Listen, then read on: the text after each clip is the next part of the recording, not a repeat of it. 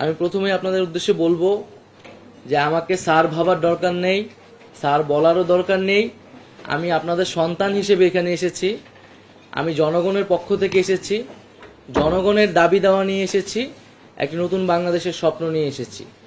এখন আমি আপনাদের কাছে সেই সহযোগিতাটা কামনা করছি। আমরা জানি যে তথ্য ও সম্প্রচার মন্ত্রণালয় একটি রাষ্ট্রের এবং বাংলাদেশের খুবই গুরুত্বপূর্ণ একটি মন্ত্রণালয়, এবং সামগ্রিকভাবে বাংলাদেশের যে মত প্রকাশের স্বাধীনতা, গণমাধ্যমের পরিস্থিতি, সেটা কিন্তু এই মন্ত্রণালয়ের উপর অনেকাংশে নির্ভর করে। গণমাধ্যম কর্মীদের থেকেই শুনেছি বা আরো বিভিন্ন মানুষের কাছ থেকে শুনেছি যে আমাদের এখানে মত প্রকাশের স্বাধীনতার উপর নানাভাবে বাধা তৈরি করা হয়েছে, এবং যেহেতু ফ্রিডম অফ প্রেস যদি না থাকে, ফ্রিডম অফ স্পিচটিও কিন্তু নিশ্চিত হয় না। তো সেই জায়গায় কিন্তু গণমাধ্যমের স্বাধীনতা নিশ্চিত করতে আমাদের কাজ করতে হবে। সেই জায়গায় বিভিন্ন ধরনের আইন এবং বিধিনিষেধ রয়েছে, যেগুলো নিয়ে সমালোচনা রয়েছে।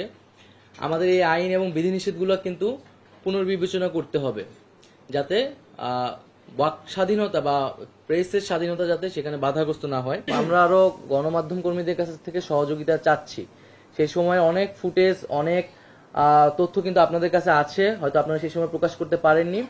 এই সময় কিন্তু এটা খুবই গুরুত্বপূর্ণ, কারণ তদন্ত চলবে, শুরু হয়ে গেছে বিভিন্ন ধরনের আন্তর্জাতিকভাবেও এবং দেশীয়ভাবেও বিচার প্রক্রিয়া শুরু হয়ে গেছে, এবং এটা তো আসলে আমাদের একটা ন্যাশনাল মেমোরিরও বিষয়।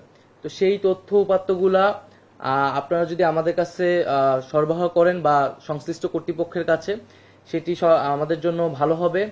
এবং আপনাদের কাছে আরও একটি রিকোয়েস্ট থাকবে যে আমরা এই মুহূর্তে যে ক্রাইসিসটা ফিল করতেছি, যে আহতদের পাশে দাঁড়ানো, সেই সঠিক তথ্যটা আমরা হয়তো পাচ্ছি না বা পেতে দেরি করছি। সেই জায়গায় আপনাদের সহযোগিতা আমরা আশা করছি। আমরা অনেক মানুষ যারা শহীদ হয়েছে, অনেক লাশ কিন্তু এখনো মর্গে আছে, যাদের পরিবার কিন্তু অ্যাড্রেস করা যাচ্ছে না। তো সেই তথ্যগুলা, সেই জিনিসগুলো আপনারা যদি একটু জোর দিয়ে প্রচার করেন, তাহলে এটা আমাদের জন্য সুবিধা হয়, এবং সেই সহযোগিতাটা আপনাদের কাছে আমরা প্রত্যাশা করছি। আমরা ন্যায় বিচার চাই, এবং এখানে যে যারা অপরাধের সাথে জড়িত ছিলেন না, তাদের প্রতি যাতে কোনো ধরনের তাদের বিরুদ্ধে যাতে কোনো ধরনের ব্যবস্থা না নেওয়া হয়, সে বিষয়ে আমাদের নির্দেশনা রয়েছে। এবং মামলাগুলো হলেও সেগুলো কিন্তু সুস্পষ্ট তদন্তের ভিত্তিতে সেই বিষয়ে ব্যবস্থা নেওয়া হবে। এই বিষয়ে কিন্তু আইন মন্ত্রণালয়কে নির্দেশনা দেওয়া আছে। আপনাদের কাছে আমার অনুরোধ থাকবে, আমার ছবি যত কম প্রচার করা যায়। আমি তো পালায় পালায় বেড়াইতেছি এই কয়েকদিন ধরেও, তো খুবই স্পেসিফিক কারণ না ছাড়া বা প্রয়োজন হলে সেটা আমি আহ্বান করব জরুরি প্রয়োজনে, ওই বিষয়ে আমাকে আপনারা হেল্প করবেন। আমার ছবি যত কম প্রচার করা যায়, সমালোচনাগুলা অ্যাড্রেস করা হবে, এবং সাংবাদিকদের সাথে বসে আমি মূলত তাদের কাছ থেকে শুনতে চাচ্ছি তারা কি ধরনের চ্যালেঞ্জ ফেস করে। আমরা দ্রুত সময়ের মধ্যে এটার বিচার চাচ্ছি।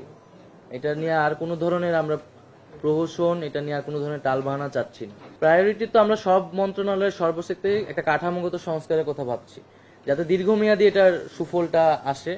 এবং যেই পয়েন্টগুলো আমরা বললাম, যে আসলে আইনের পরিবর্তন, তারপরে বেতনের বিষয়টা নিয়ে আলোচনা করা, এবং এই প্রতিষ্ঠানগুলা, এই অধীনে যে প্রতিষ্ঠানগুলো রয়েছে সেগুলোর একটা আধুনিকায়ন করা, এবং সার্বিক কাঠামো সংস্কার করা। দুর্নীতি, স্বজনপ্রীতির কোনো স্থান আমরা এখানে দেখতে চাই না। প্রতিষ্ঠানগুলোকে সম্পূর্ণ নিরপেক্ষভাবে আমাদেরকে দাঁড়া করাতে হবে। বাংলাদেশের গণমাধ্যমের পরিস্থিতি দেখি যে এক ধরনের আওয়ামী লীগ বিএনপির মতো গণমাধ্যমে এই ধরনের দুইটা ভাগ থাকে। দলীয়করণ যাতে সাংবাদিকদের ভিতরে না দেখি, আমরা যাতে একটা নিরপেক্ষ জায়গায় জনগণের পক্ষে কথা বলতে পারি। যেই আকাঙ্ক্ষা আমরা আবার নতুন করে তৈরি করছি, পুরো বাংলাদেশকে পুনর্গঠন করা, একটি নতুন বাংলাদেশ তৈরি করা, এবং এমন একটি বাংলাদেশ তৈরি করা যেখানে এই ধরনের ফ্যাসিজম বা স্বৈরতন্ত্র আর কখনোই তৈরি হতে না পারে। গণমাধ্যম এবং মত প্রকাশের স্বাধীনতার উপর কি ধরনের নির্লজ্জ হস্তক্ষেপ হয়েছে, আমরা চাই না যে সামনের বাংলাদেশে এই ধরনের ঘটনা ঘটুক। এই আন্দোলনে ছাত্র জনতা, শ্রমিকদের পাশাপাশি কিন্তু প্রচুর সাংবাদিক শহীদ হয়েছেন, আহত হয়েছেন। আমি জানি না এখন পর্যন্ত কি উদ্যোগ নেওয়া হয়েছে, কিন্তু দ্রুত সময়ের মধ্যে এই সাংবাদিক যারা এখনো আহত অবস্থায় আছেন এবং যারা শহীদ হয়েছেন, তাদের পাশে এবং তাদের পরিবারের পাশে আমাদের দাঁড়ানো উচিত।